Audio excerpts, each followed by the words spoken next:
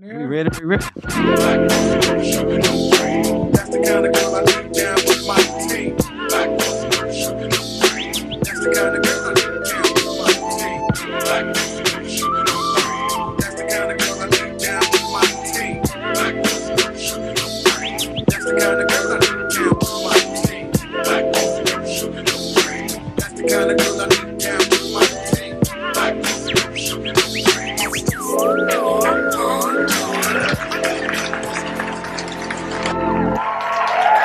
Peace to the planet. Peace to. Oh, good. You threw me off. That's good. Peace to the planet. The whole planet. Not just America. I mean, America. the whole first. planet. That's yeah. We live here. That makes sense. First. Peace to the planet. America second. Peace to the planet. Illinois third. Break it down. Champagne. To the pain. County. Fourth. We are live from live, Champagne, Illinois. This is Black Coffee. Black coffee. No sugar, no cream. Podcast. No sugar, no cream. kNOW. Got to know sugar. That's right. You got to And know. cream. That's right. That's beautiful. And I am Kenneth Jinks. You need to add. No ads. At Kenneth Jinks on Yeah. Twitter, Instagram, and Ken Jinks on Facebook. Okay. I'm Brother Timothy. I'm Florida Roof on LinkedIn. I got a LinkedIn thing. Oh, yeah. And I got a Facebook. I'm coming out scratching, man. I'm telling you, my social presence. Because when you apply for, I guess, a business loan, they want to know what kind of like social presence. They look at your Really? Facebook thing, man. Really? They want to know where you are. Right. And so I changed, and like we've discussed on many of occasions, I changed my Facebook name Yeah. because I know that they, and so if you, You gonna make me look now. so if you, I ain't gonna say what you used to be. right. So yeah. So if you, So now you at what? I'm Ken Jinks on See there? Facebook. You at grown up, my man. But let's just say you having a bad month or something, Okay. and you just out of control. Your posts are a little inappropriate. Nah, You don't nah. want them to see that, You don't want you to see that. right? So as I mature, it's That's good. I don't man. really feel like I post anything that is. I'm just maybe sports, some Kanye West videos, but other than that, the podcast. That's good. So So I tag you. So yeah, I definitely. you do good. Yeah, I mean, And you share do a good it, job. so. Yes, sir. The good stuff, man. When we realize everything we do has some type of a footprint or Yeah. leaves some type of ripple. I mean, if your children found it, is it okay? And if it's cool, it's cool. Right. If somebody you cared about found it, somebody, your boss, your supervisor, your coworkers, if they found it, is that okay? If it's okay with you, Let it ride. it should be okay with them because we've Right. sent it. We should have some kind of filter, some kind of filter where something we shouldn't do, Right. Because I was debating on whether or not I was going to wear my my Blackanese outfit, and I'm like, I got the red, the black, and the green. I'm like, this ain't green, it's yellow. I got to combat the coronavirus. I got to do everything I can. So I looked at shit. I looked at something. Tony Odom, and Tony Odom said, "Hey, you wear what you want to wear." Right. And I think he had on some green shoes and some wild pants. Yeah. I saw that. Yeah, he said, "Hey, man, wear what you want to wear." Yeah, I I'm saw like, that. you know what, Tony, man. Peace to you, man. Shout That's out good. Tony Odom, man. Yeah, T.O. Yeah, Yeah. we have we don't have a relationship, but we cool. Yeah. That's a relationship. Yeah. Yeah. You know, I like him. With him, without him. Yeah. With him, without him. Yeah. So, episode 66. 66. Wow. Black Coffee, No Black Sugar, Coffee, no, No cream Sugar, No Cream. podcast. We Black on Coffee, and No Sugar, popping. No Cream podcast. We are back. This is going to be a special episode for me. Okay. And we're going to get right into it. Well, before we get into it, how have you been? Man, I've been wonderful. I've been super wonderful. Things are going good. Family's good. Life is good. Health is good. Finance is good. See, spiritually, mentally, physically, economically, social. I'm learning more about the social thing, we were talking about. So just learn how to balance things out. How about you? I'm doing good myself.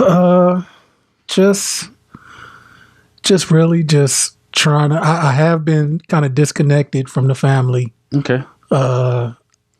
Going to therapy, I think I can identify that. Been hustling, been grinding. That's good. Definitely been getting out the house a week for, once a week for this. So that's good. Really been trying to watch a lot of, just kind of trying to really enjoy myself, take care of myself. That's good. So I definitely know and identify that I need to fall back in line with the family. But that's good, man. That's good. Everybody's doing good. I am there. It's not like I'm like out of the house or something, but I am there. So and you gotta do what you gotta do. Yeah. You gotta make the donut. Yeah, the bread. Definitely gotta make the donuts. Yeah. So that's very valuable. But we are doing well. That's good. Sunday. So I know you saw the pictures of the fence. So Sunday was actually a good, a nice day. So we actually stood the fence up, and it didn't stand up. So therefore, we had to lay it back down. No, we ended up like taking it kind of apart, disassembling a little bit of it. Because we just couldn't lay it down. It's snowing and... Okay. But I got pictures. I got you. You could put fresh posts in the ground, stand that fence up, and screw it in, and it'll last 40 years. Okay, well, now that you're back... I ain't back. Nope. I'm practicing. Nope. And the weather is... nope. And when the weather breaks... It's cold out there, man. It's almost March. It's cold. It's almost March. Oh, it's cold. You can get on over there and... let us know how much you can stand, how much you charge to stand and post up. Yes, sir. It's really easy. Yeah, I know. It's just and the old fence. So it should really be easy. So your labor should not be much on a few of them. Y'all hear that? That's me go. Actually, I'm practicing. That's right. Always, man. We negotiating all the time. Yes, sir. You're right, man. You're exactly right. Yeah. So and he ain't gonna charge you much of nothing. Plus, I got some free labor. I bring some of them little young guys over to see if they can dig some holes. Okay. I got to charge, but I get free labor. For sure. It'll make you feel better. Yeah. Good fences make good neighbors, man. Yeah. Yeah. We mind our business and stay out of theirs. That's right. That fence, man, it's a line of demarcation to tell you this is this. That's fine. But what's our lineup? What do we have? This is good now. Yeah. So this one gonna be special for me, and the reason why it's gonna be special for me is because we're going to touch on something that's near and dear to you. Yes, sir. And as long as we're doing the podcast, this episode, what would this be? 4th week of February. Is it? Coming off of the 3rd Sunday in February. Yes, sir. The goal will be to get in here and recap Saviour's Day. Yes, sir. That's good. Nation of Islam. Yes, sir. Saviour's Day. That's right. So I will confess. Go ahead, confession. Because I did say Sunday. Let me put a little screen up here so you was a nice day in Champaign. Yes, sir. So the family took advantage of that day and did some things in the yard before this cold and snow came. So my confession is I did not watch live the 3 hour and 44 minute. God, you make it sound like that. You're like dragging it all the way out like Wakanda. 3 hour and 44 minute keynote speech of the Honorable Minister Louis Farrakhan. Yes, sir. He spoke for 3 hours and 45 minutes. The program was 3 hours and 45 minutes. I would say the program was longer than that. Yeah, the program was longer than that. Yes, sir. I enjoyed it. Did you see some of it? I saw 2 hours and 44 minutes. That's good. About 2:45. That's a movie. And heard some snippets of highlights. I'll call them highlights. They Yes, sir. highlights of some of the other topics he broached. Yes, sir. You hear the part where he talked about his grandson? I love that part. That's a good. You hear the part about and Kobe? I hope you thought about me. I did, man. I'm telling you. I hope you thought about me. And I was going to ask you some questions about that. Go ahead. I did hear that part. Because what I wanted to do was talk about that part, and then he dedicated the last part to Kobe, I saw and that. that was a very, very good part as well. I saw because that. some of the things, it made a lot of sense. How it all ties in Honestly, together. before we go forward, I was. I mean, of course, I'm tooting my own horn and just living in a fantasy world. But I'm like, does the minister listen to our podcast? Shout out to the minister. When you get a chance to listen to it, let us know how we doing over I'm here. like, man, has Brother Timothy shared this with him? because, and I'll say why. Well, go ahead. Nope. Continue. Nope. You're on the road here. Okay, because I did so. The first 2 hours and 45. That he didn't touch on the Kobe, Gail, Bill Cosby, some of that stuff. He did talk about his grandson. So, but the whole Kobe Gail thing, both of you all kind of shared the kind of same view on the whole thing. Yeah. Rich is, which is really why I follow him, what he says and how he says it, because it's all based on truth. Right. And there's a broader perspective. When you think about it, of course, Snoop is going to be upset. And you step on somebody's foot, or you say something about their mom or something like that. Whatever it is that's close, near and dear to them, there will be a reaction. Right. Right. So, and with that reaction, I say it's good because it lets the other person know you hit me. Somebody step on your foot, you may not say shucks or darn or heck or yikes. You may not say that. You may come out with some more colorful metaphors. You might, go in. You might say some other 4-letter word with some exclamation points on the end of it. And it's appropriate at that time. Right. That will stick in that person's mind like, oh, damn, man, I ain't going to do that no more. Instead of, you stepping all on them, walking in front of them, not saying excuse me or may I pass or my bad, something like that. It becomes an issue, and it'll let that person think that they can do that to you all the time. Right. So, what Snoop said, this is me thinking, me talking for me, I thought it was very appropriate what he said and how he said it. Because at the time, man, boom, you hit me, this is what you get. Like anything else, if you sit back for a little while, think about it, like, okay, fine. I meant what I said. But as I think about it now, cool down a little bit, a little puff pass, and relax a little bit, I could have said it a little different. Because what he called her, like he said, he talked to his mom. And mom like, baby, don't be doing that on TV. Showing out in front of company. Right. Yeah. Right. You showing out in front of company. You call that lady and you tell her you saw. But mama, look, she tripped. What I tell you, what's his name? Because she probably, no, what's his name? What's the other name? Calvin Broder. Yeah, she that's like his that. government. Yeah, she probably calling about his whole name. Calvin or Broder. You go call that lady and you tell her you sorry.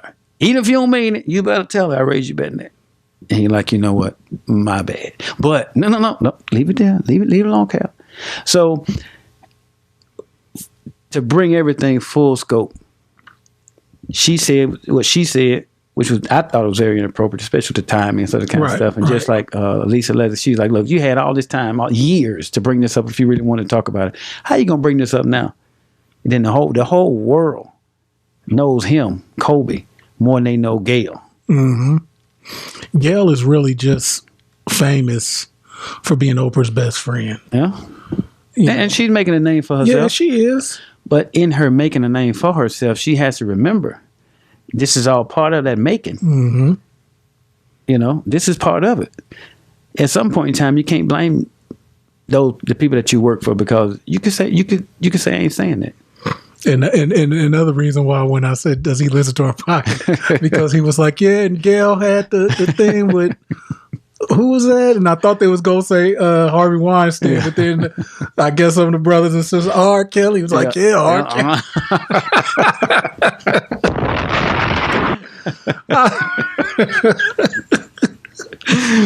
But the realism in it, man, is we've been through enough, man. Yeah. Everybody, generally, yeah. But when I think about just black males, I'm a black male. Yes. I'm a black man. Yes, so when sir. I think about me specifically, or us specifically, man, it's more of us in prison than anybody else. It's more of us that's being, charged with crimes that, given a harsher sentence than anybody else. Right. It's not what I feel, not just what I think. It's statistically proven that. Right. So here it is, a good family man. I mean, what about his long history of them being together and staying together and toughening out and not bailing out of the relationship? What about the good part? Settle on the good part. And that's one of the things I love about, the minister. He gives a beautiful, broad perspective, and he keep it principally. What's the principle? Would you want somebody to do that to you? Right. Come on now. So I enjoy it. I'm glad you listened to that part. But what I wanted to say, and I'm telling you, I thought as soon anything to do with sports or basketball or something like that, you immediately come to mind because you know all about this stuff. So I'm like, he played with who? Yeah. I mean, and then I looked it up. Man, he played with this team, that team, this team, that team. They had him on for a month or 2 months, and somebody else a month or 2 months. And I want to ask you, how does that work as far as this all tied in together? Now, this is not separate. Right. This is all tied in together because sports plays a very significant role in our culture. I mean, Kobe is a basketball player, but he's a businessman as well. So here it is, Brother Mustafa Farrakhan Jr., the grandson of the Honorable Minister Louis Farrakhan. I did not know that he had a challenging time with these, different teams and how this works for a month or 2 months. So I want to ask you, how does that work? Because most people don't even understand how that works. As far as being on a team, you got a contract, you play for a while, somebody else pick you up, play for a while, go over here. How political is it? Yes, it's when we had Sean Livingston on the Sir. via call, and I asked him, being on the inside, is it all that it's cracked up to be? And he said the smiles don't align with the handshakes and vice versa. Wow. And that's really the thing that stuck out. And so just to give the listeners just history, Mustafa Farrakhan, the minister's grandson, was a kind of a late bloomer as a high schooler. Okay. Was at a high school, Creme to be exact, I believe. Okay. Creme. I know what that is. Crete. And he put it to the test. His junior year, he transferred to Thornton Township in Harvey. Okay. Very basketball rich tradition, going all the way back to the 70s, I believe, maybe even earlier. Wow. So it's a great high school for basketball in the south suburbs of Chicago. Okay. Grew, sprouted, was kind of skinny. I say needed to get stronger, but left-hander could really score. Okay. You know what I'm saying? So, and you remember this? I watched him play a lot. Okay. You know what I'm saying? Like, Yeah. and I always whenever I'd go to like a summer league game or AAU game, and it was probably too, I say, not structured enough in the summer to bring out his grandfather. You know what I'm saying? Like, it just, not that he couldn't go or his safety but it just it just wouldn't be kind of worth it for the minister to be at like this type of now maybe games in the high school season where it's really secure and you putting on that uniform, the band playing, the popcorn popping. But I did always like, will the minister show up? Will the minister show up? So but he was right. He came out the same year as Derrick Rose. That was 2007. Okay. Had if I recall correctly, had a decent recruitment as far as schools that was after him. And he went to Virginia. And I didn't know, but I think the coach at the time, I'm not sure if it was Dave Lato or it had to be Dave Lato. Dave Lato is currently the head coach at DePaul right now. But so Dave this is Dave in a nutshell. So Dave had it going at DePaul as a coach. Left DePaul, went to Virginia, basically for the pay increase. It probably, I didn't think it was a good decision because the ACC is where Duke and North Carolina and Georgia Tech, things like that. So, but anyway, Mustafa went to Virginia. I didn't really follow as close because it was Virginia but so yeah, so I'm a concede to the minister and say when Tony Bennett, who's still currently there in Virginia, just won the championship last year. So I would probably concede that the minister know what he's talking about, that, when Tony Bennett got there, Mustafa, did his thing, because I do believe coming out of college, he was a fringe NBA type. So meaning right opportunity, right situation, right fit, it could possibly, work for him. Okay. So, that grind, like that NBA grind, that, what are you willing to do? You willing to go to the D League, where they don't fly first class, where they don't have private jets, where you stand. They get paid? Yeah, they get paid, but probably when he was coming out, probably maybe at the most between 19 and 25,000 a year. Okay. So you just really trying to get a 10-day pay you about $50,000 over the 10 days. What? Yeah, 10-day contract. So they pay how much? $50,000 for like 10 days. Not bad. Yeah. Wow. But it's not guaranteed. Yeah. Anytime within the 10 days, they could let you go. So it's probably prorated. Okay. But if you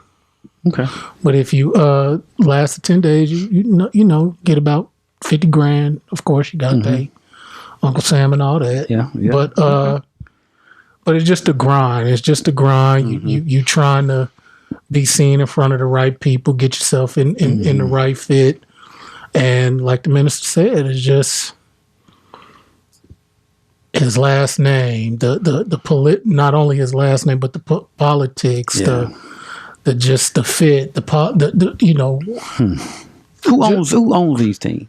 The D League teams? I mean, who owns the NBA teams? The NBA teams, like, names. Michael Jordan is the only black majority owner, meaning he owns 51% or more of whom? Of the Bobcats. I mean, not the Charlotte Hornets. Okay. Who else owns the team? I want to say Jerry Reinsdorf owns the Bulls. He also Reinsdorf, he owned them for a long time. Yeah, so he's with the Reinsdorf. Okay. So he also owns the White Sox. So he paid. Who else? I'm trying to filter the names. Jeannie Buss, her dad owned the Lakers. Okay. Who owned the Clippers?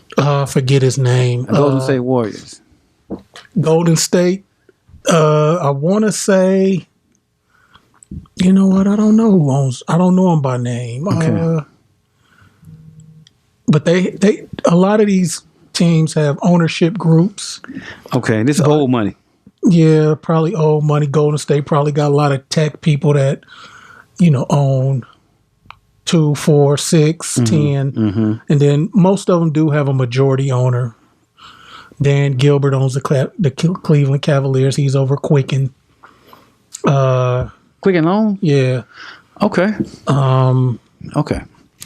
I got you. That kind of gives me a little perspective. Basically, the guy that is doing all the what's his name for Meek Mill, all the criminal reform for Meek Mill. He owns the Sixers, so he's forget his name. Okay. But Master P ain't got a team. Master P does not have a team. Okay. I thought he did. What about Baller Brand? He ain't got no team? No, they don't. I mean, they getting money, but they not getting Money. NBA ownership type money. Now, they can probably put in like Usher. The singer Usher has a small stake in Cleveland. Nelly has a small stake with Charlotte Hornets. Serena, I think, has a small stake with Charlotte or somebody. Okay. So, Okay. compared to these majority owners, they letting people with a little small money, get their little 2% or something like that. Gotcha. But 2% in a team is worth $1 billion, That adds up pretty quick. It could add up, especially if the value of the franchises continue to rise. Okay. That was good information. So and it's still part of our Black History Month. It's all tied in together. Yeah. So what, tomorrow? Yeah, so we have a few more days left in Black History Month. Black History Month. It used to be Black History Week. It used to be Black History Day. Yeah, so. But yeah, that was, and then in the video they showed his face and then he was there. Yeah. So then they put, He's always there. Yeah. I looked for you, I didn't know if You didn't see me? No, were you in the main room or over one of the overflows? I refuse to answer on the ground. Okay. I mean, I haven't found you yet. Like I said, Keep looking, man. Keep looking. Okay, I'm gonna keep looking. Yeah, keep looking. So, but yeah, that was a cool story, Yes, and it was inspirational because he just, it was just like, man, it's. Well, this battle ain't given to the what is it? The swift, the strong, but the one that endures to the end. So it's gonna be a fight to do anything, man. But you got to. I mean, how much are you willing to fight to get it? Right. And when I was listening to it, it was amazing to me because I felt it. I can feel it because, it's not just, he's standing up, for black man this and black man that and, oppressed people. He's saying this is also his grandson. Mm-hmm. And then for his grandson to have to go through things because, of his name. And I know he felt that. Right. Both of them, he felt it. Like, man, that's my, And then the minister asked a wonderful question. Why? Because I speak the truth. Right. He said, you can't name nothing that I lied about. That's one thing that I love about him. He said, you may not like him, you may not like what you hear or this, but and even those who say he this and he that and all this other kind of stuff, they never, ever, ever said he lied about nothing. Right. Ever. As long as he's been speaking, they've never said he lied about one thing. I hear people sometimes say, I don't agree with everything Farrakhan says. And then I ask them a question like, you can't name one thing you disagree with, and they usually can't come up with nothing. Right. It's just like a rehearsed answer, Oh, man, you could think for yourself. I am thinking for myself. You didn't ask me that before I started listening to this, or before I started studying this, when I was smoking weed and drinking and having a real good time, it was like, cool. And then, when I decided to, live a better quality of life, they're like, what's wrong with you? And that's why when I said this was an important show, because I feel like I've been there or been around. Mm-hmm. The whole transition, didn't the whole transition. Brother Kenny, hey, look, they right here? Yeah. This was, Brother Kenny knew me before I was My goodness, you knew me before I met you in like 93 or 94, something like that. Somewhere along in there. You did? Yeah. About 94. Wow. We ain't gonna tell everything, but wow. So Before, so you know what? That's good. Because you know me before, during, and then you watched the whole, up Right. until now, just how things have played out. right. And you've seen, well, you've seen some transitions from, where I was to, Right. where I am now. And, you a big part of helping me to grow and transition past certain things, So this is fitting that we're here right now talking about that Black History Month and dealing with, trust issues and brothers trusting each other and just the whole thing. So 1993. Wow. 93. Yep. Because Cheney Air Force Base closed in 92, 93, something like that. Man, you knew me when I first got that. That's when I got to Champaign. Where I cut your hair on where? Valley Road. You knew me on Valley Road, 1703A Valley Road. Well, you ain't there no more, but Man, I don't care about that. Yeah, going over there. 1703 Valley Road, about a custard cut. Yeah, wow, I cut your hair over there? yeah. Wow, that was a long time ago. Yeah. Yep, I rented that place over there. Wow. Yep. And you know what? That's right, because I got that place. Yeah. Yep. That's right. That's enough of that. But yeah, Let's move along. Yeah. All right. So, other highlights of Saviour's Day for you. One of the highlights of Saviour's Day for me was one thing, we like to travel. To get away, and the travel's in Detroit. Yeah. To get away, to travel, just to do something different. It's exciting to, just to travel and see other things and just experience other things. My daughter, she's on the drill team. Right. So, man, and my son, Saladin, he's on the drill team. Okay. So, the drilling, man, the practice, the rehearsals, the drill, you're talking, man, 3, 4, sometimes 5 days a week. And we live here. Right. So this been going on for months, like 4, 5, 6 months. Wow. Leading up to a 3-minute event. They have 3 minutes to perform. So, so man, the whole thing, the driving and the hotels and the food and man, the extra clothes, all these things are necessary. You got these things are just part. This is all part of it. It's all part of the experience. So on the night when it's time for the competition, I'm watching. I'm glad she's there. That's the main thing. But they ain't going for that. I'm glad you're there stuff. They not going for. They want to win, Right. And not just win. They want to beat somebody. I'm always pushing for that. Yeah, it's be an exhibition. You just go out there and show what you got. They're like, no, it's a competition. So it's a drill competition. So one of the highlights for me in Saviour's Day is definitely the drill competition because it shows the hard-earned end result of, it's the end result of all the hard work they put into it. So I'm looking, I've seen it. I hadn't seen the routine because they won't let me go in there and look at the routine while they practicing. So when I'm looking, I'm like, wow, that is tight. And after it's over with, I'm like, boom, you know what? Y'all won. No matter what, you won. First, second, third, honorable mention, glad you showed up. You won. So all of them did good.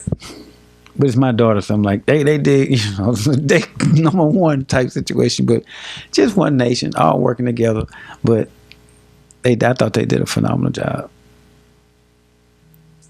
And then the last day, when Honorable Minister Louis Farrakhan spoke, it's always a joy to see him, man, because no matter what's going on, he's going to try and strive hard to come and deliver the message.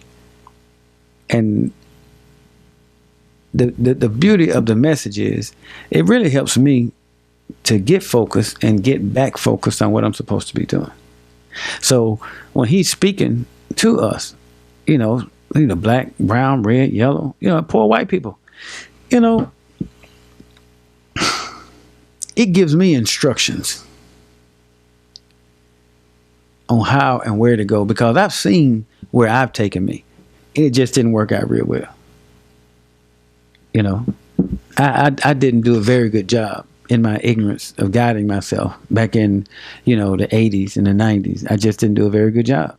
So as I look now and the guidance that I get and have gotten, I can see the significant improvement in my life. That's how I know it works for me. Success is me looking at, okay, this is where I was, this is where I am, and this is where I want to go. So I make it a point to go to Savior's Day. Because in Savior's Day, look, well, first of all, people don't know what Savior's Day is. What's the purpose of Savior's Day? Why do you call it Savior's Day? What is it? Here we are, black folks in America.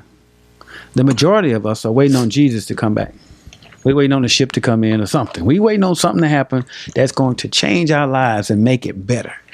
Through the oppressions and the rapes and the robbings and the changing the name and the religion and the culture and us being black but having an English name, an Irish name, a European name, all these different things. We don't even think about it sometimes until somebody brings it up. Well, we can't live like that forever. We can't be the subclass of somebody else forever. It just cannot last forever. It just doesn't make any sense. It's kind of like a Chinese person carrying a Japanese name for generations, 400 years, and never wanting to know their rich, Chinese history. What is it about us that we don't care much about knowing where we were before we came here? Because we've been here so long and been doing this so long until, this is all we know. Where most of the people in other countries, they speak 2, 3, 4 languages. They know their rich history for 100 or 1,000 years. All we know is we came here 400 years. Beyond that, we don't know. We taking, blood tests and Ancestry.com and stuff. They could, send us whatever they want, but we all kind of mixed in together. So as any free people want land to govern themselves, we want the same thing. We want the same thing. We know that we would not have a huge prison population if we had, our own people to, lead, teach, and guide and train our own people. How do I know that? Because, the United States of America spends more money on prisons than they do education. They'll spend $30,000, $40,000, $50,000 a year to house one person. And you got 2 people in a cell the size of a bathroom, a 6x9 or 8x10 or whatever. So that's like $100,000 a year on real estate in the smallest little bitty, cell. So if it's like prime real estate, but you don't get a lot for it. You lock down 23 hours a day. That's inhumane. So when we think about that, will we continue to live this kind of life? And then these are the fathers, who's left children to, be raised by the state, somebody else, just the female. So there's no strong dominant male presence. And not having that, then where does that leave the boy who does not have a father to look up to in a natural state?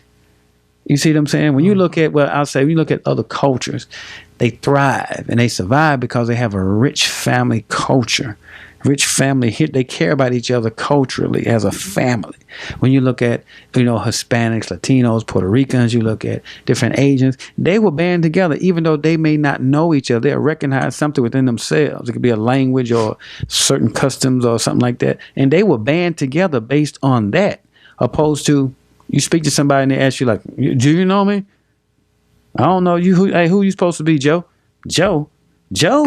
Come on, man. So, I know that sounds a little silly. No, man, that's Chicago lingo. So man. when you look at it like that, and it shows we don't know who we are, let alone knowing somebody else. So even with our children, they can't wait to leave home so they can get their own this, their own that, their own this. So it really scatters and divides, the family fortune or the resources in that family. So, say you got 5 children, 4 children. Well, as soon as they get old enough to leave, they want to go do their own thing. That's resources leaving the house. Another one, 1, 2, 3, 4. He got an apartment, he got an apartment, she got an apartment, she got an apartment. Y'all got 4 different bills in the family. You got another bill, so you got 5 utility bills, electric, gas, water, rent, mortgage. It's scattered. So not competing, but you're in an environment where this other family unit has 5 people working, all the resources coming in, but they only have 1 mortgage, 1 electric bill, 1 light bill, 1 gas bill, 1 cable bill. So when real estate comes up, you see a house you're going to get so you can expand. Well, those who are scattered, they barely making it by themselves because you're going to do your own thing. You're going to be making minimum wage or maybe a little bit more than that. So how can you have survivability and legacy and carry on and on and on if you're apart from everybody else? It goes against the laws of nature. Monkeys got more sense. Hyenas got more sense. Bears got more sense. Birds got more sense. So when we look at that and what has happened to us, who needs a savior more than us? Yeah. If we only look at champagne. Let's do it. If we only look at champagne. And y'all listen to some of the things we say about what we need to do and we need to do. It's amazing. I haven't done any stats on it, but I'm wondering, man, how is that every time we start talking about doing something, we start talking about a 401k or getting a grant or getting somebody to fund this for us, you know? We start talking about our children, what they need, what they're not getting. We need to come together and let's do something about it. Okay, let's come out of our pockets and build something that we can control ourselves. I'm gonna get a grant. Okay, then what? It's a nonprofit. It means you cannot grow, you cannot expand. You don't even have a autonomous say so in what you're gonna do and how you gonna do it. You sure don't. Believe me, I know. So Savior's Day. Who needs a savior more than us? It's a few people that's doing pretty good here, I say pretty good. I mean, but for the most part, and I think about locally, people living from check to check. Just one check, maybe 2 or 3 checks away from not having nothing. If they lost their chief source of income, and these are things we have to keep in mind because it can happen. We don't think it will. We get comfortable. If you lose your source of income for whatever reason, somebody could say you did something that you didn't do. You get fired, you get downsized. Nobody like to think like that, but let's just be honest. It could possibly happen. Downsized. They don't need you anymore. They find somebody going to work for half the benefits, and work at home. They're going to be teleworking and they don't need you no more. Okay, let's say that happens. And you're out. Or they say you did something that you didn't do. And you lose your little pension, you lose all these different things. Where would you be in 3 months without those resources coming in? Because they found a clever way to say, well, since you got fired under these conditions, you don't get workers' comp. You don't get your pension. You don't get these different things. So we're going to call security. We're going to escort you out. All right. You work over here in the city building doing permits or whatever. You can't work here anymore. You got to go. Here's a pink slip. What do you have saved that's going to sustain you until you get another job doing something else? So, I mean, where does that leave us?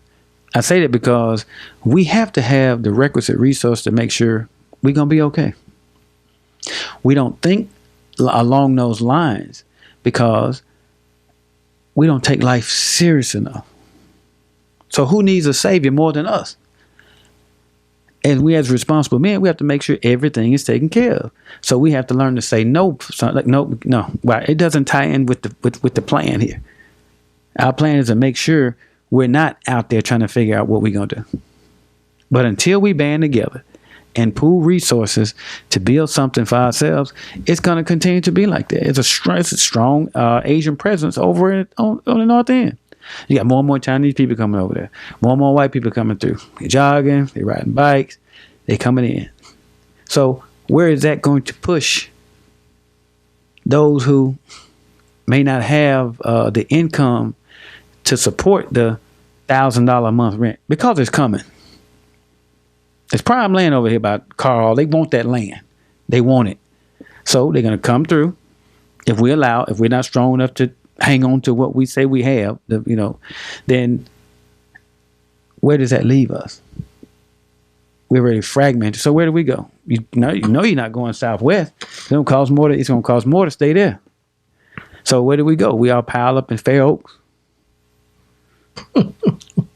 Or do we go to where we know that the land is getting, the value is going lower and lower and lower? So who needs a savior more than us? You got people in this Champagne for, all their lives. The same conditions. That's a working title for tonight's episode. What's that? Who needs a savior more than us? That was good. I like that. Who needs a savior? Working title number 1. Yep. Who needs a savior more than us? We need to be saved from everything, man. I mean, just everything. If we want entertainment, we got to go to where somebody else done put something together. We go to a restaurant. If we get sick and go to the hospital, And then you find some people like, man, that's all y'all talk about, black, black, black. Guess what? Oh, come on. Right. Come on. You know, we're talking about this because it's deemed Black History Month. But we black every day. Just because we love ourselves, that don't mean we against other people. Right. Man. Again. Yeah. Well, I mean, me loving me ain't got nothing to do with me not liking you. I ain't got to like you. When y'all have y'all meetings at wherever y'all go, the golf clubs, or, you know, wherever you go. The country club. The country club, you know, and you don't invite me, that's fine. But don't come trying to figure out what I'm talking about. Right. Anybody thinking about you? So, I love being in the Nation of Islam. I love it. You know, he talk about Christianity, and I love when he talk about Jesus, because I grew up on Jesus. I got Jesus. Turn it over to the Lord and he'll work it out. So every time Saviors they come around, man, I enjoy it because I get to see brothers and sisters who think to a degree the same way I think. We want the same kind of future. We want a freedom, man. We want a free and independent freedom.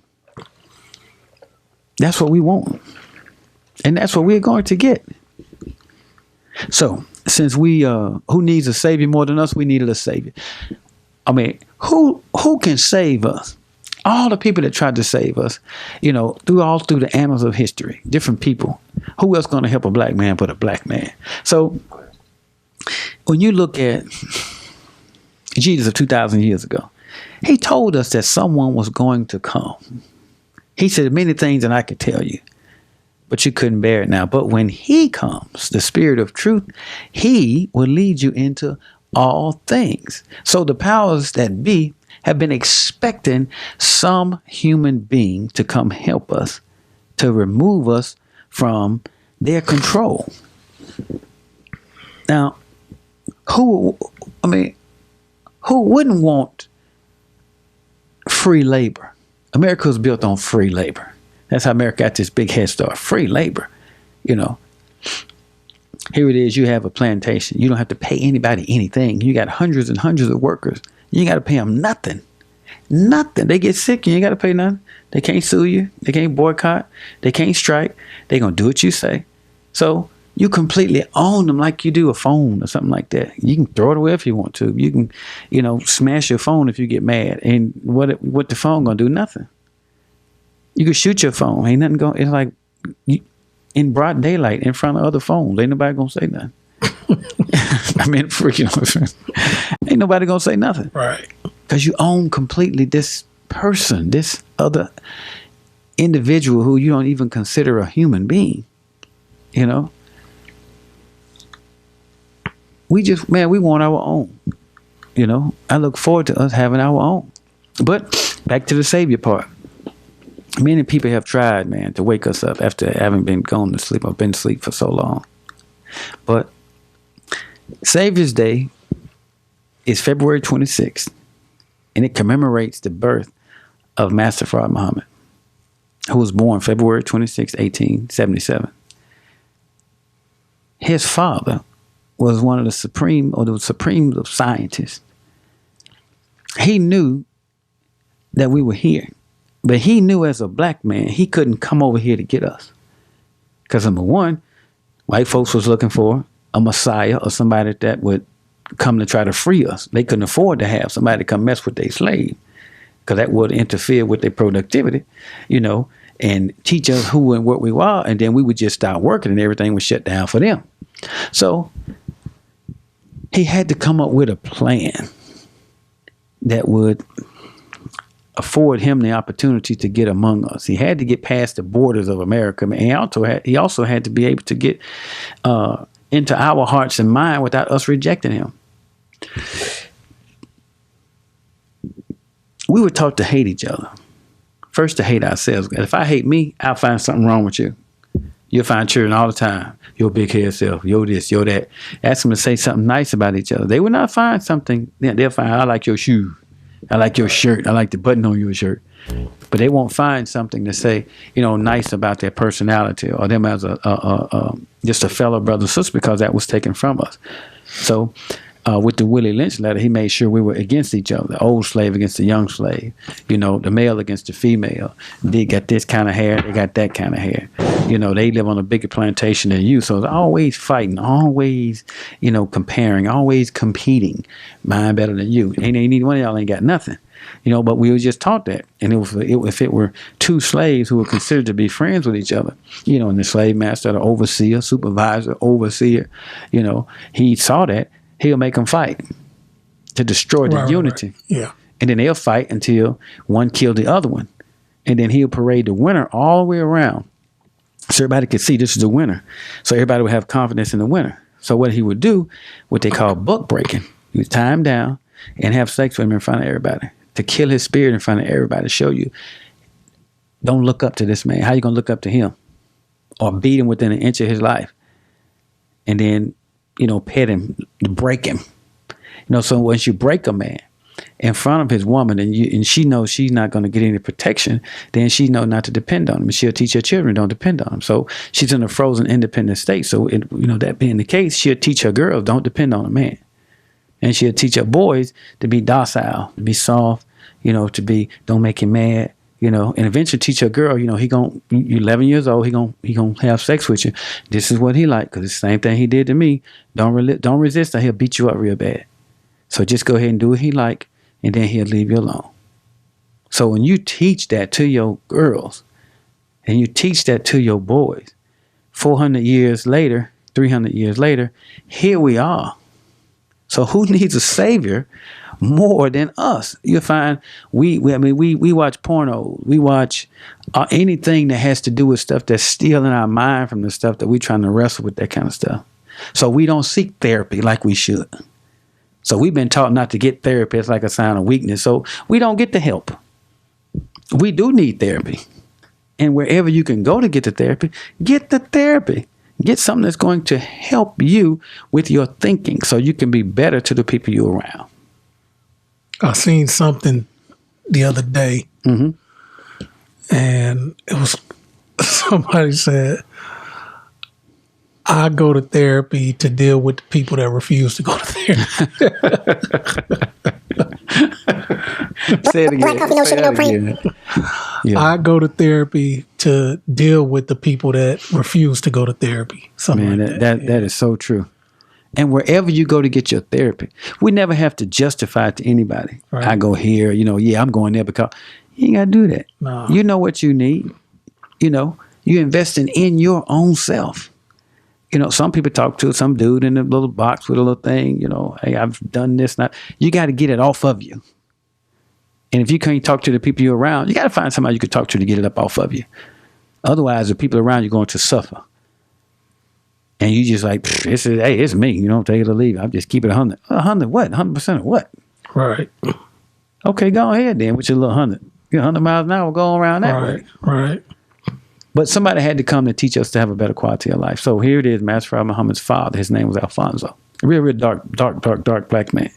So he had to go and find a white wife.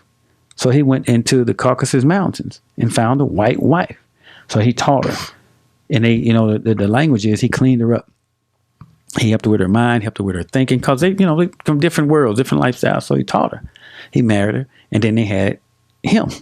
So he's light complected. Looks like a white man. If you look up Master Farad Muhammad, he looks like a white man. Yeah, he does. I mean, yeah. But his father sent him to all the wisest scientists on the earth, and he learned everything. He went to all the industrialized nations. He went all over the planet and learned. He spoke, he could write 10 languages, and he spoke 16 languages. He even extracted the language of the birds. And this is not spooky. He can even extract the life of those who lived on Mars. He said all the planets are inhabited. He said this. Now the scientists are bearing witness after he said this. Way back in the 20s and 30s, they're bearing witness to what he said. You know, when somebody comes with a new idea, you're like, man, that's crazy. Why? Because you haven't heard it. You haven't heard it before. So now y'all are saying, you know, then he told us how the moon was blasted from the earth 66 trillion years ago. And they're like, man, that's crazy. That don't make any sense. But then when the scientists say they went to the moon, they said they could smell gunpowder. They brought it back. It was gunpowder. So everything that he said was bearing witness. But one of the main things I get out of it is he had to come looking like a white man. Otherwise, we wouldn't have any respect for him. He would knock on the doors. He went to in Detroit, Black Bottom, which is where number one mosque is in Detroit, Michigan, and he would sell silks. And he would introduce himself, and he would tell the sisters who came to the door about the rich culture, the rich history, and that's how it began right there in Black Bottom. So. There's more to that story. And I know we got already an hour in, but that's just a little bit of how it got started. How the nation of Islam got started. People are like, man, how you a Muslim? What is that? Well, we were that before we came here. Even if you watch the movie Roots, and Fiddler was telling Kunta Kinte, he's like, what are you doing? You're going to get us killed. We don't pray to no Allah. We pray to Jesus. You're going to get us killed. And then Kunta said, oh, Allah, they have forgotten your name.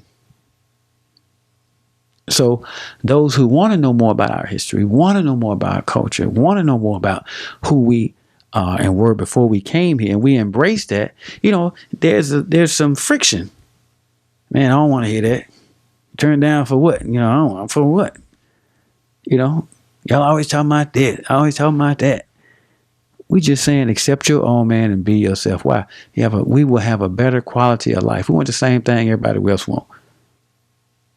We want to be treated with freedom, justice, and equality. And there's nothing wrong with it. Not just to get some job or something like that. We want our own land. We want our own stuff. Like right now, we begging somebody else, can y'all give us a gym? Can y'all give us a place where our children can go? How does that look in the eyes of our children? We going to ask somebody else if they can help us. Why can't we? Why can we use? We need a building. Okay, let's buy a building. Then it goes back to let's pool our resources. Then we start thinking about the 3 or 4 people who know we got the money that can do it. They taking care of their family, and ain't nothing wrong with that. So the people who you are asked to help you, they helping themselves already. All this old nonprofit stuff, that's against nature. No profit, no growth, no expansion. Right. If you put a little corn kernel in the ground, it's going to bring more than what you plant. You're going to start a business, ain't even a business. You're going to start a nonprofit. That means you can't make no money. You can't grow and you can't develop. That's correct. That don't even make no damn sense. It goes against the law of nature. That's crazy. But that's how the nation got started.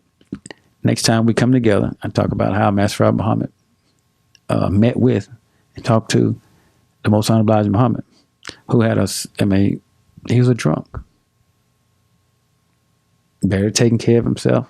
He said time got so bad for him and his family, he was eating peanut hulls. He had $1 in his pocket. And his wife told him about a man that was teaching. And the Most Honorable Elijah Muhammad, who was Elijah Poole at the time, his grandfather was a preacher. He would listen to his grandfather. He actually put him in the pulpit as a little boy. And he knew one day he was going to preach, but he was going to preach something different. So when he went to go meet this man, and he was teaching, Master Muhammad was teaching, and then Most Honorable Elijah Muhammad, Elijah Poole at the time, he listened to him and he went up to, he said, I know who you are. And then he said, who knows this besides yourself? You just, keep that to yourself. Because they didn't recognize who he was. He actually was the Jesus that the whole world has been, expecting for the last 2,000 years.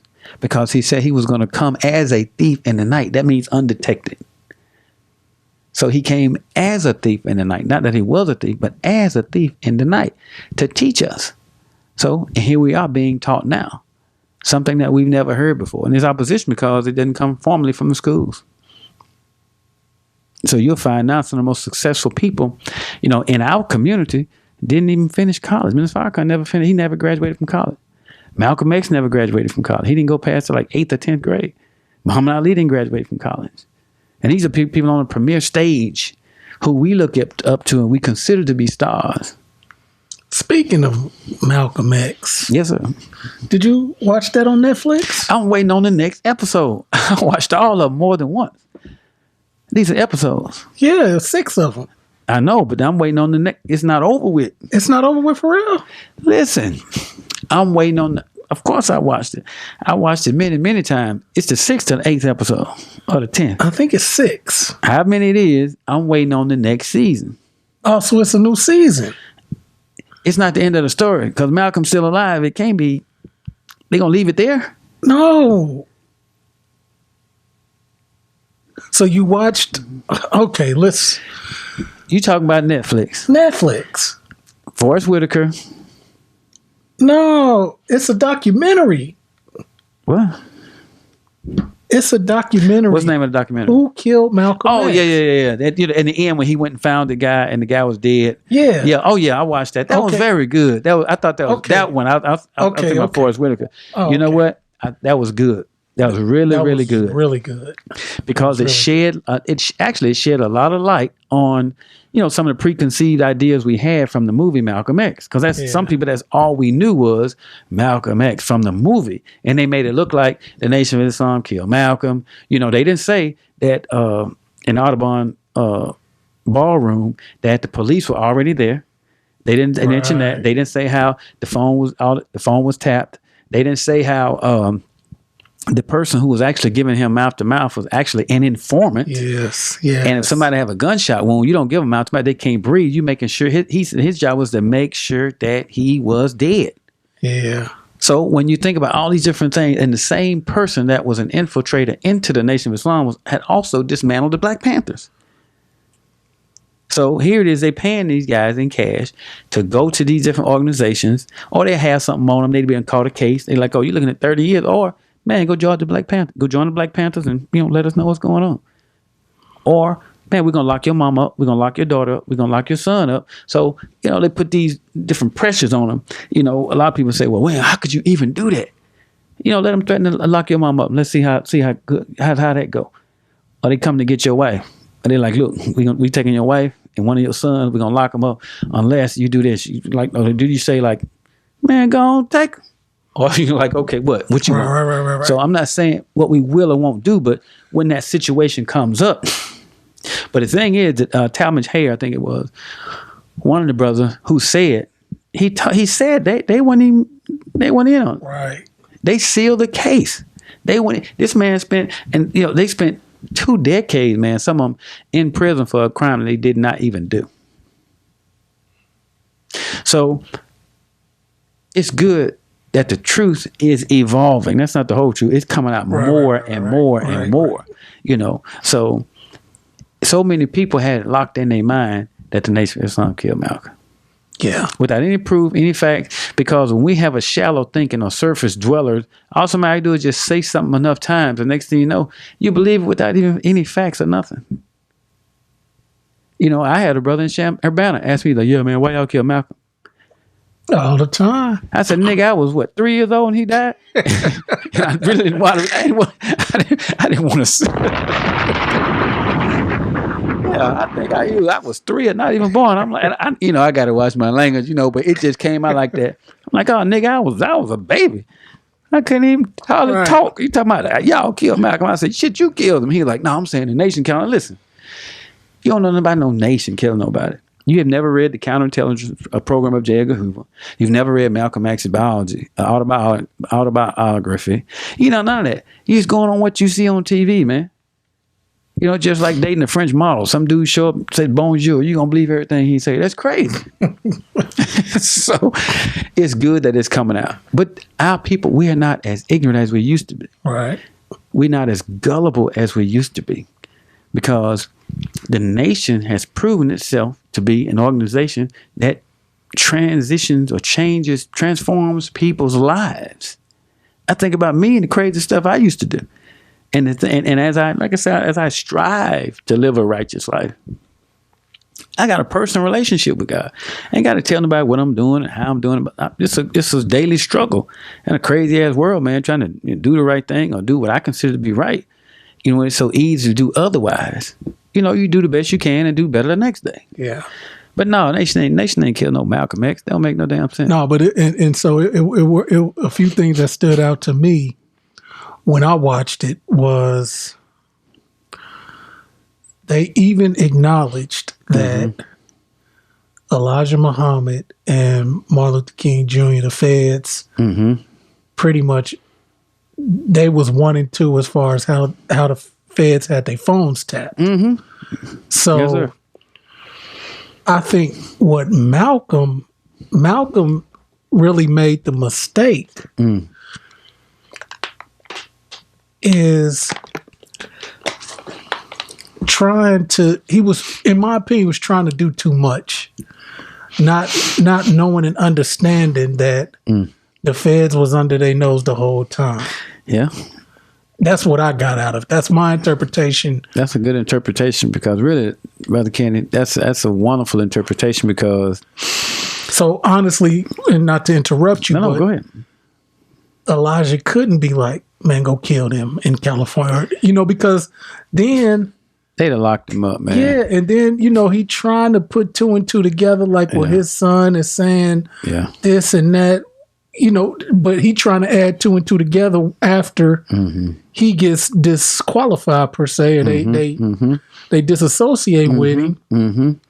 But it's just like, I mean, that was just, and then, now one thing and we got to move on. When he did get loose with his lips and turn into a chatty patty, after everybody turned on him, and he was talking about Elijah, fathering, multiple children. So was the teachings just so life-changing, so powerful that we look past that, or does he need to be held accountable for that, or what are y'all, Well, it's a good question. I mean, that's a real good question. I'll say it like this: for those who consider themselves to be Christians, we'll look at it from that perspective because it's considered to be a Christian country. Let's look at it from that perspective, and then we'll look at from a different from a Muslim perspective. Come on, yeah. But from a Christian's perspective, we take a look at it. Abraham, Solomon, they had 10, 20, 30, 40, 50, 60, Right. 70, 80, 90, hundreds of wives. Let's look at it from that perspective. And then we'll talk about how it's so easy for us to have to put other people so above us. We always want to put ourselves in such a low, subservient position, like we don't deserve certain things. If you look at Noah, before the flood, we're just going back thousands of years, and then we'll bring it up real quick. You look at Noah, his sons, they had this big flood, and they went to a different, and supposedly wasn't nobody, everybody was killed, but just his sons. Okay, come on. Then where did y'all go? Who did y'all cohabit with? After the flood, there wasn't nobody there but Noah, his sons, and daughters. So... and a bunch of animals. Lord. So who were they with? How is it in the Bible that, well, first let me say this. Minister Farrakhan said, look, one man and one woman, that's the best relationship. That's number one. Right. Remember that. So we ain't trying to go out and get no whole bunch of other stuff. Right. We ain't, our mind ain't, we ain't doing none of that. Well, and when you look at other cultures, man marry more than one wife. That's fine. That's fine. That's on them. That's what they do. But when the division or when the counterintelligence program of J. Edgar Hoover tried to disassemble the Nation of Islam, they tried to say that the Most Honorable Elijah Muhammad had children with teenage secretaries. So Dr. Wesley, he did and I'm gonna bring the information back to you. He did some YouTube videos on exactly that. So we'll look at it, and when we come back, we'll be able to answer the question: were they actual teenagers? Because we want to paint a picture now. They try to paint a picture in our mind that he's with these little girls, and that's not how it was. And in Islam or in our culture, the brothers from the East, they married 1, 2, 3, 4 wives. I mean, they voluntarily do that. That's what they volunteer to do. Over here, we don't do that. Right. So, and I'll give you another scenario before we go into something else. In an environment where you have 100,000 men, They go off to war. 30,000 come back. Those 30,000 that come back, they have an obligation to take care of the families of the 70,000 that were killed. That was more of the scenario, opposed to this world try to make it believe it's a bunch of orgies and a whole bunch of player type stuff. That's not the case. So when you look at it from that perspective, if something happens to you, who's going to take care of your wife and children? Or they're in an environment where, it's, 1,000 men, 500 get killed, 500 come back. Those 500 already married to somebody. All of them married to somebody else, but there's 500 widows, 500 orphan families. Who are going to take care of them? Or do they just don't get help? How does that situation work? You see what I'm saying? Mm-hmm. So, something happens to you. So your wife's like, she can't marry because she can't marry nobody else for the rest of her life. She's got to be just her and the boys. No. So nobody can help her. It's not everybody not going to be living together in one big old house like that. It's not that kind of situation. But if something happens to me and my wife get remarried, I think that's great. Yeah, me too. I say the same thing with mine. Like, yeah. Nobody really wants to talk about it. No, absolutely ain't at not. the top of the list. Like, somebody gonna be, right. It depends on your level of maturity and spirituality, how you look at it, more than anything else. How you look at it. Right. You can look at anything and be crazy. And us here, man, how many of us are with the same person we were with the first time we had a relationship with? Right. How many of us? By the time we get married, we've been in at least 2-3 relationships. Some of us 10, some 20, some 30. So, I'll get that information because I don't like to speak on things that I don't know about. But there are some people who've done some extensive research on, how old were they, the sisters who married him. Why they chose to marry him. I think it's 1998. We did the Saviour's Day, and the sisters who were wives of the most unobliged Muhammad, they came up and spoke. I want you to take a look at that. I think it was 1998, and they talked about, what it was like. And how he was a respectable man, how he didn't put themselves on him in any kind of way. And that's something that they chose to do. But like you said, anytime you have 100 men, task force, following you around looking for something that you do wrong. Let's say we did, us, forget everybody else. If somebody followed us around for years looking for something that we did wrong, how long will it take them to follow us before they find out us doing something we probably ain't got no business doing? Right. Not long. It probably wouldn't take that long. Right. So here it is. They got 100-man task force, listen to every single thing he said, follow him around all the time, cause a dissension, and sending people in, whispering, to try to, say certain things, do certain things to try to dismantle the nation. Because right now, the Black Panther Party ain't the same as it was. Look at all the black organizations. They didn't just fall apart. It was a design and a plan to destroy the black organizations. And these were non-profit organizations. They didn't have a non-profit organization. NAACP and, SNCC and all these different organizations, Where's the power in that? So what is it about the nation that they stand in the test of time?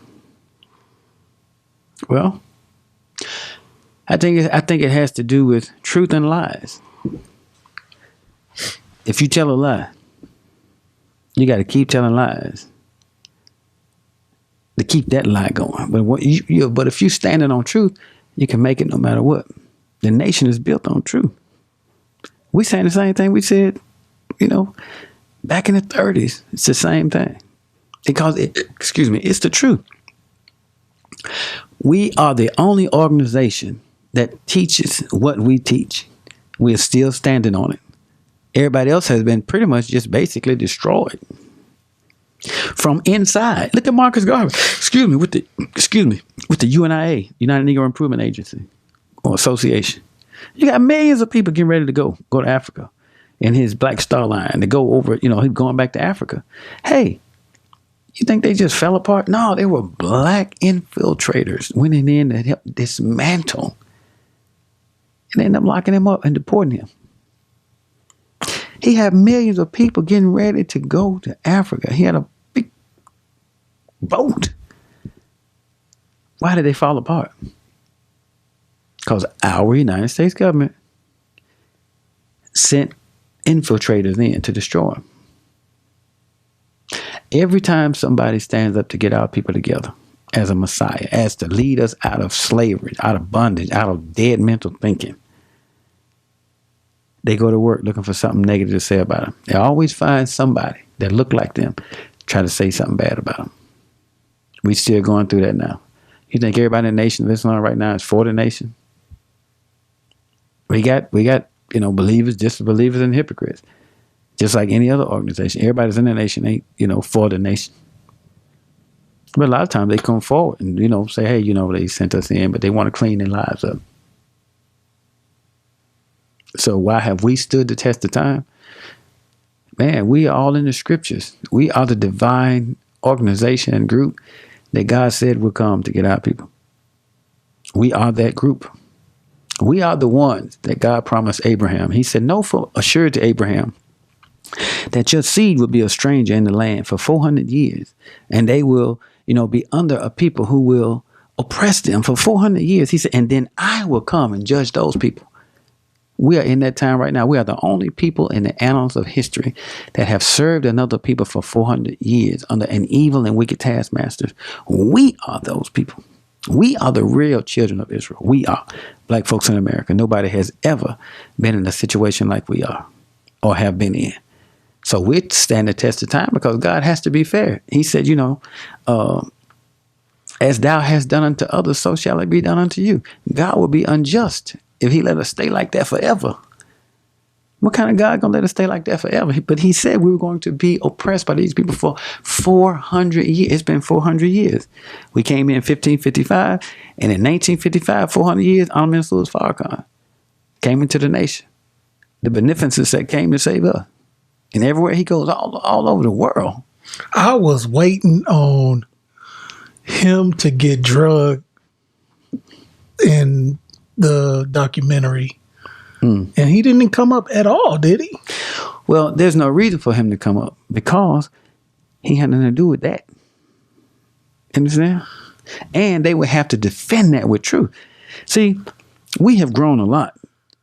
We study now. So we have lawyers, we have doctors, we have research assistants in our nation of Islam. So you can't just say anything anymore without us tearing you up or we suing you for libelous and slander. We ready for you now. So we've been drinking milk. You can attack people who won't defend themselves. But, you can't just say anything and get away with it. So this whole Me Too movement, people are becoming very cautious about what they say. They starting to think about stuff. Anytime a white man can be locked up for something, and he's a millionaire, billionaire, and he got all the big time lawyers. He got all the defense stuff, and they get they showing him walking with a little cane with a couple of little tennis balls on the thing, little walker going into the courtroom like he gonna barely make it. Anytime, this how we know the times are changing. There was a time white man could do whatever he wanted, whatever. That's just what it was. So here it is, Mr. Harvey Wine thing. Yeah. So why has the nation stood the test of time? We are divine. We are in the divine scriptures. This was written way before we were born. It's all been written. But we don't know the scriptures like that. Or we'll quote the scripture, but we won't see ourselves in the scriptures. We'll see Moses and, Yul Brenner or Charlton Heston over the NRA having all the smoke come down and killing everybody like the coronavirus coming through. They're killing everybody unless they got the big old X red on the door, the blood of the Lamb. Well, that is us. We are the ones that are in bondage, the children of Israel. We are the ones that have the blood of the Lamb or the lifestyle of the Lamb or the Most Honorable Elijah Muhammad on our door in our life to protect us from whatever's going on in this world. If we do what we're supposed to do, we'll be immune to everything. But we are learning. We are students. And we ain't going nowhere. Like Mr. Farrakhan say, Farrakhan ain't going nowhere. You can't kill Farrakhan. You can't kill Muhammad. We here to stay. Yeah. At the time, it was a few Muhammads and a few Farrakhans. Now, man, between the children, the grandchildren, the great-great-grandchildren, great-great-great-grandchildren, and all the Muhammads, I mean, man, I wear my Muhammad. I'm proud of it. Some people get theirs up. They get a little job. They don't want to be Muhammad no more because of what it brings. But to stand on what you believe in no matter what, that's what Jesus did. But like the scriptures, Jesus was betrayed, he was denied, and people that do that, they play like they don't know you. You know, I've been around people, and they kind of act a little different when somebody else come around. That's fine. I don't have no problem with that. That's on them. But you know, I don't care who it is, black, white, or whatever. They be like, "Hey, brother, tell me, hey man, what's happening?" I'm me.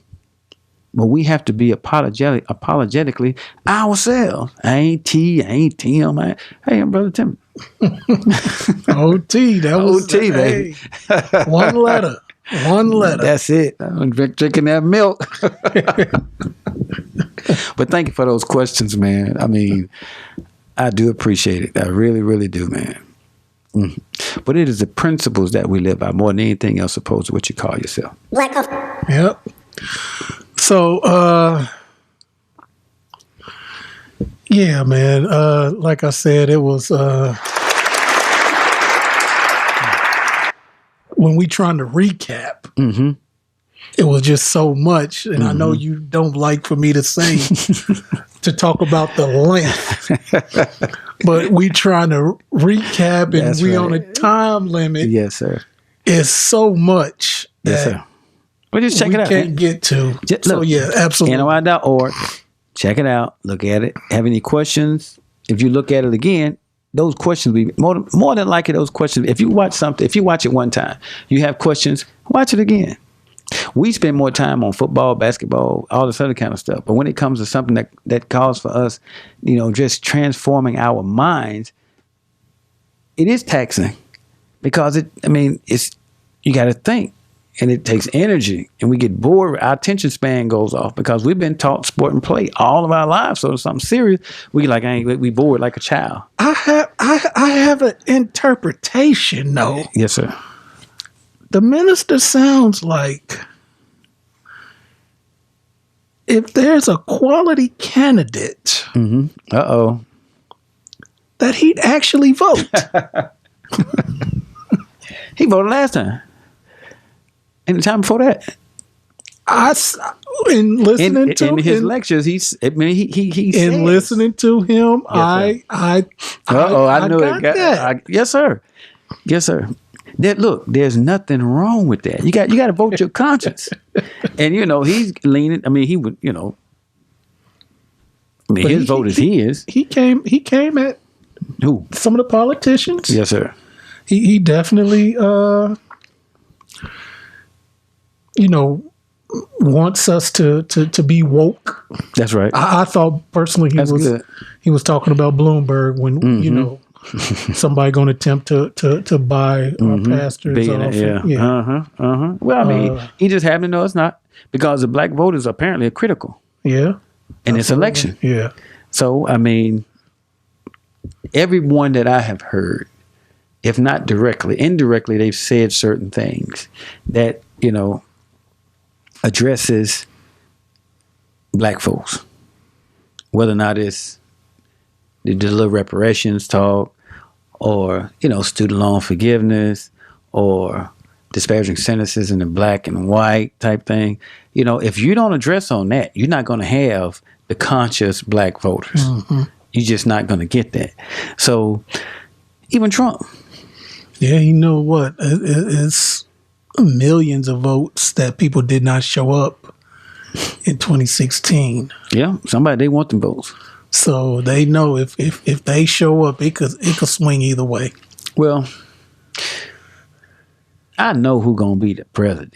I mean, I do too, but I think the minister kind of tipped us to who he feels. Well, I mean, I can't speak to who, you know. I can't speak. It's just my interpretation. Yeah, look, there's nothing wrong with that. We free mostly. Yeah. So, but it's gonna be interesting. So I'm a registered voter. Yeah. So I'm gonna give me some stickers. Yeah. Got to vote to get a sticker. So if you're wearing a sticker, then that means You're found on the ground, or you had some extra ones. Or ask somebody, sure. hey, man, let me have your ticket. yeah. So But I would like for us to at least talk to someone from different parties. yeah, I'm gonna reach out to a few. I've been Independents, looking at some Democrats, signs and Republicans, figure I whatever. might. Anybody. Yeah, Just I ask might, them. Just yeah. blanket. Yeah, you want to CC send me? all of 'em. Y'all want to send me CC this all mess of in the 'em. mail? Then I'm gonna invite you on. CC all of them and see who responds. Yeah, Or just have them to make a statement. yeah, Or do a drop. yeah. Hey, send us a drop. Democrat, Republican, Independent. I personally don't care. I'm not partial. Right. Because I know whoever gets in office, that one person, their family is going to, benefit tremendously. I don't know how much it's going to help all the rest of us, but for the most part. Right. Listen, I think everybody's I think all politicians ought to at least get minimum wage. That's what I think. Yeah. I would advocate for that. Like if I ran for the governor, if I ran for the mayor of Dewey, I don't even know if they got a mayor. And I'm like, hey, just give me the minimum wage. That's fine. And I would be on a campaign like, look, all politicians ought to get the minimum wage. That'll really be a good test to see if you really want to do that. You're a real public servant instead of a public master, So I've been thinking about that. Nice. I've been seriously thinking about that. Going on the campaign trail, asking the politician like, hey, you should get minimum wage. If this is what you really want to do, you're a public servant, you live like a servant. Yeah. You gonna get what's the minimum wage in Champaign? I think it might be $12. Yeah, that's fine. 12 is good. 11, $9.75. That's fine. I think Minimum wage for all politicians. You ain't gonna get no raise unless the minimum wage come up. How many people leave? a bunch. Well, some may stay, but for the most part, hey, all public servants, guess what? You get minimum wage. Oh, minimum wage in Illinois is $8.25 an hour. Okay. Let's see, minimum wage in Chicago. 14. July 2020 will go to 15. Okay. No, 14 2020, 15 July 2021. Wow. Yep. That's the politician's salary right there. Yes. That's what you get right there. You get 40, whatever the minimum wage is, you get the minimum wage. That's it. That's fair. Minimum wage in Champaign. It don't say 1088 or something like that. I don't know. You know what? That's been on my mind. Just one more topic, man. Let's move along. One more topic. Yes, sir. Let's make it quick so we can get on up out of here. We're not going to keep you too much longer. We try to get this done in 5 to 7 minutes. Oh, good. I can head on to the house. So I guess my question to you. Yes, sir. Come on with it. How serious should we start taking the coronavirus? I'm taking it very seriously. Look at this. I'm for the Chinese people. I don't want no problems. I'm wearing my, look at that. Your garb. I'm wearing my garb. But honestly, all viruses are man-made, man. Let's just put it out there. Appears that, yeah. There are no naturally occurring viruses like, oh, it's a virus that popped up. No. And the virus is out. Well, there's already an antidote before the virus comes out. That's number one. And there are those in key positions, I guess in higher positions, who can affect change. He's talking about culling the population, killing billions of people. Why? Look at the technology. The technology now. I mean, you don't have to pay nobody no $14.25 an hour to sweep. You got the Roomba thing. Yeah, iRobot, Roomba. Yeah, you got iRobot. You got the Roomba. You don't need to be on no security. You can look at everything yourself on your cell phone. You got. My God, I mean, even building houses. They building houses in these computers, and robots are building houses. They show up. You can have a house built in like 10 days, start to finish, maybe 20 days with like 11 people. So when you look at the technology and when you look at the billions of people who don't have jobs, we are no longer in the industrialized, era. And the schools were set up, to produce workers in factories. So now that you have robots and you have all this technology, Where are these people going to work? So those who are empowered to affect change saying, we've got to kill some people. That's happening now. We don't want to believe it. We don't really want to believe that. Oh, man, come on. Think about it. You got... Is it man-made? Yeah. Yeah. So do I take it seriously? Yeah, I take it seriously. Just like I take anything else that may affect my health seriously. The water. I'm not going to drink the faucet water. I take that seriously. Even after the boil order. Okay, you could drink it again. They pumping fluoride through the water. Even if the water is good because we have a naturally occurring aquifer that purifies the water through sediments and rocks and stuff like that. It's good water. But the pipes that come through, have you looked at the pipes? Between all the corrosion and all the scale and all the lime and all the minerals and stuff like that. Man, we're killing ourselves. That's why, and resources are very important. That's why you have to have the resources to have a better quality of life. You live the best you can and live better. You see what I'm saying? Mm-hmm. So, should we take it seriously? Yes, we should take it seriously. Some of the stuff they're asking us to do, stuff we should already be doing. Wash your hands. Right. You know, wash your damn hands. He's shaking everybody's hand. I'm like, then they hear you wipe the hand off. Everybody got wipes and stuff like that. So, of course, it's serious. You know, Chinatown business is down 50% in Chinatown. In Chicago? Yeah. You think that's by design? Because the United States, look, all is fair, they say, in love and war. So do you think the same government who would, instrument that's Tuskegee Institute and give black men syphilis, our government, or the same people that gave smallpox to Indians and blankets, like, oh, y'all cold, here's some blankets, and gave them smallpox.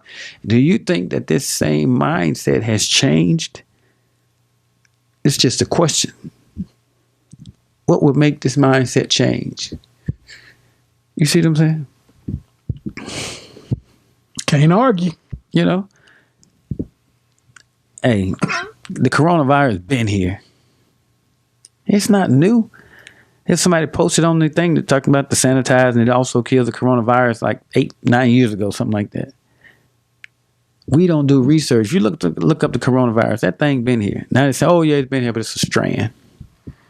It came from here. You know. And you know, whenever you start thinking and bringing things out, people think you're paranoid or you conspiracy. Yeah, like Dr. Umar Johnson. Dr. Umar need to broadcast from go live from your crib, Dr. Umar, just one time. Don't go to the park. You live in Philly or New Jersey. It's cold and you going to the park to scream at your damn phone. Talk about man. You don't like that. You don't like Doctor. You don't like that. No, I do. That's Frederick Douglass. I do. He's somebody. He's somebody. Great grandson. He's somebody. You don't like him, do you? No, he's annoying. That's all. He's annoying. Just think when you go live, man, and you snapping on your That's phone funny. like. You gotta be. He passionate about the black man. Well, yeah, for sure. Just do it from your house one time. He might not want nobody to know where he live, man. Come on, there's some crazy people out there. We don't have to know where you live. I just want to see if you got good backsplash or something. Oh, you know? My God, you think he homeless? Yeah, No, I do. come on, he a doctor. I don't care. Oh wow! I don't think he wants the scrutiny of people assessing his living arrangements. Oh come on, man! He just an open organic brother. Come on, go now. out to the park. Plus, he got the school out there, and go live there. Well, the building, even if it's incomplete, go live there. Did they ever work on that? I don't know. I got to take a look at it. He needs... Be nice. That's our brother. That's our brother? Okay. That's our brother? Dr. Umar Johnson. Nah, shout out Dr. Umar, man. You know. You ever listen to Dr. Boyce Watkins? Yeah, sometimes. Yeah. He another one that can, get a little... we come once a week, once every other week. That's You the know, job, though, man. You know, So boys them, they go 2-3 times a day. They go live, and they do. sometimes I am just every now and then. Not even once a week. Not even once a month. I Right. might listen to a little something Yeah. every now and then. But and you know what? It's like, boys, get some damn mics. Like, for real. you could tell. You could notice the quality. Yeah, like he just got a regular iPhone or something. Like, get some mics, man. Like, could you just imagine listening in your car Mm-hmm. to our podcast without the mics? No, sir. You can't. Like, Yeah, the got you. experience is just not in Dr. Boyce. Mm. The reason why I can't listen for a long time is because the audio. I didn't even think about that, man. Just go to some of his videos. You, Just now on the low. I will. But you audio visual. You the broadcast thing, so you pick up on that kind of stuff. Yeah. These are good mics. And I'm constantly making sure these levels, man. Like, What do you look for now? the waveform. Okay, It's like, so let's just say, that's a flat line right there. well, That because bottom one. maybe because it was a pause in speech. So let me pause. Yep, surely. That's that one right there. I saw And then that. that's you. That's your. Wow. Let me see. Wow. So sometimes I'll be like, man, make sure you put the mic closer Wow. to make sure that we getting good. I'm gonna be audio. quiet. Hold on.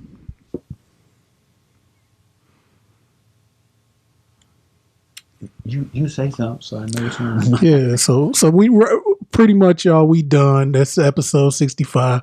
Black coffee, no sugar, no cream. Okay, that's my. Okay, you the top one right Yeah, there. so I got you. us labeled. Oh, yeah. Okay, that's good. Yeah. So the aux is like, let's say I want to plug my phone in Uh-huh. and play like Yeah. some audio, Yeah. then like all my bombs. Yep. So the only thing I gotta improve on is maybe getting Boom. a beat Boom. thing. So if I go to bombs, I have to go to bombs, and or if I go to hand claps, Okay. horns. Yeah. So it works for us. That's good. Maybe get a beat machine and just Look. put it in, tap it, and then our effect right here. Black coffee, no sugar. okay. Black. Wow, that's good. Yeah. So, Maestro, look at that. yeah. So black coffee, no Black sugar, coffee, no. no sugar, no cream. So I know you baby. shared it. Hey, y'all, we're on No, I didn't. Pandora now. Yep, we are. Yep. We made I Pandora. yep. Shout out That's right, Pandora. that's right. They accepted us. They accept We're on. us. We're on Pandora now, In the club. so you don't have to have a prescription or a subscription. Like, damn, we sick. You don't have to have a subscription to listen to us. Just put us in the search, It pop up. and we pop up. So we're on Pandora as well as some of the others. Just put us in the search engine. Google us. Google I got a us. quick story to tell. Shout sir. out! I go to see Shauna tomorrow. Okay. Last time I went, I forget what we was talking. We was talking about the podcast and just how we've been cooking. It's like what, 4 in a row now. So and so I was like, the podcast is just something special to me. And one of the reasons, I think, because our voices will be around for thousands of years. Yeah. With all That's these right. different outlets that we're on. Yes, sir. So Wow. she shared a story. She said, because she said even on our show that they do court appointed. So if you get like a DUI, I have to go. So I guess a new court appointed client went. They started doing the appointments or whatever, and she was like, he came back to her and was like, I looked you up, I Googled you, you weren't on Facebook, you're not on any social media, but I did get to listen to you on this cool podcast. Wow. And I was like, yeah, that's why we do it. Right. That's why. That's good. Shout out. And so good. I Famous, man. I said, yeah, give us a Famous. listen. Famous. So, That's right. but no, black coffee, no sugar, no Black cream. coffee, no Man, sugar, no cream. brother, Saviour's Day 2020 Sugar, no cream. is picking you up. And that's why we got the Sugar, no headphones. cream. Instead of worrying about how we sound, we can hear each other. Okay, that's good. That's a good system. Yeah. That's good. So, man. Dr. Boyce Watkins, if you need somebody to produce There you go. your videos, You got him. I know you a doctor. That's right. Man, holla at me. That's right. Get I at got him you. for real. You gonna set him up for real? Hey, you see we mobile. Yeah, this is good, man. I don't know how all this stuff works, but that's better than 2 cups and a string, man. This is good. Yeah, so Black Coffee, No Sugar, Black No coffee, Cream. no sugar, no cream. Episode podcast. 68. Brother, man, thank you so much for your wisdom and knowledge, sharing your Man, Black and Eve. experience for Saviour's Day, another Saviour's Day in the books. Thank you, sir. I thank you for having me. Oh man, You started this thing for real. I mean, it was organic. You planted some organic seeds. Yeah, so- You did good, man. I'm proud of you. all right. And we're famous, man. Yeah, you can Google us. So somebody Googled us, and Wow. so Oh, Osh. Man. I'm telling you. Just real quick. you were sharing some of his Man, I could, man, look, I'm telling you, just as an ex-barber, shh, watch this, boom, Osh, I'm telling you, I am just impressed, man. I don't know who it was, but I'm telling you, it was like this, it was just perfect. It wasn't sprayed, nothing like that. He ain't had none of that. enhancements. Yeah, Look, that man, black ice or whatever Watch it's called. this. I don't know what it was, but it was just shout out, man. It was just crisp. We got to get him on. I mean, look here. I invited him on, crisp. but it was Wow. around the time when we was going through our scheduling where you was out of town. I'm dealing with things. That was Osh, right? Yeah, that was us. Okay. Big Osh. That's Big Osh. Man, I used to do that. So I'm looking at him like, wow. I'm impressed. Yeah, I am he's what really impressed. boy. he's what you call in a contract year. He is, man. in What do you the charge a cut? NBA, Like and $30, $40 a cut? I don't know. We keep I don't. Man, you need, okay. No. Talk Hey. to the people. Listen, man, jack your price up for real. When you cutting like that, hey, just let them know. But look, man, from the neck up, it's gonna be $40. You take everything from the neck up, $40, Yeah, and that leaves you some room for them to tip. yeah, I think that'd be yeah. $40. He'd be getting $80 an hour. He deserve it. I'm telling you, he in his contract year, he doing it, So man. basically, a contract year. When your contract is up in like sports, Mm-hmm. and you on your best behavior, you balling out because you want them to be like, man, we got to keep this. Yeah, they gonna give him what he asked. Yeah, so Man, people are mad. I he in a promise you. contract year now. Man, so, look, yeah. I'm telling you, I'm impressed. Yeah. Shout out Osh, man. Yeah. So he been listening to podcast. Hopefully he been listening to our podcast. Man, he been listening. I mean, Osh, you listen out. Yeah, yeah. We saying some good about I'm you. gonna definitely clip Osh, this and Kosh, send it to him. Bagosh. Send it to him, man. I'm gonna definitely clip this and send it to him. I mean, it's just, Yeah, yeah, look, man, you got to get credit where it's due. yeah, Because I am what? And what's his name? The Cabinet King, Antonio Wright. Have you seen his stuff? yeah. The pain, man. Anyway, we should do a segment on just have. I'm gonna invite him on. That'd be good. Is that okay? Listen, I'm gonna invite him on. I'm gonna hit him up tomorrow. man, bring him on. So I'm gonna line up some people, man. That'd be good. And then hit some of the people that I've contacted that haven't got back to me. So That'd I'll be follow good. up. Yeah, bring some entrepreneurs up in here, man. Because Yeah. entrepreneurs make the city grow. The everything. Yeah, the whole economy is based on what the entrepreneurs doing. The business people are doing. That segment, they actually push the envelope. They actually push and cause things to grow and develop. I mean, he is phenomenal. As far as a painter, Yeah. he bad. All right. So we shooting for next week again. We shooting for next week, man. All right. This Black Coffee, No Sugar, Black No Cream. coffee, no sugar, no cream. And the title, I think, will be Who Needs a Savior More Than Us? Who needs a savior more than us? I like that, Brother Ken. Yes, sir. And So, we're gonna have some saviors on here. They're gonna save our beer culture. They're gonna save our painting. and until next time, may peace be unto you. And brother, fresh home from Saviour's Day. Fresh out of Saviour's Day in Take our us original home. language, our Arabic language. Assalamu alaikum. Y'all finished or y'all done? I ain't got no more talking. No more talking. Peace, y'all. Peace.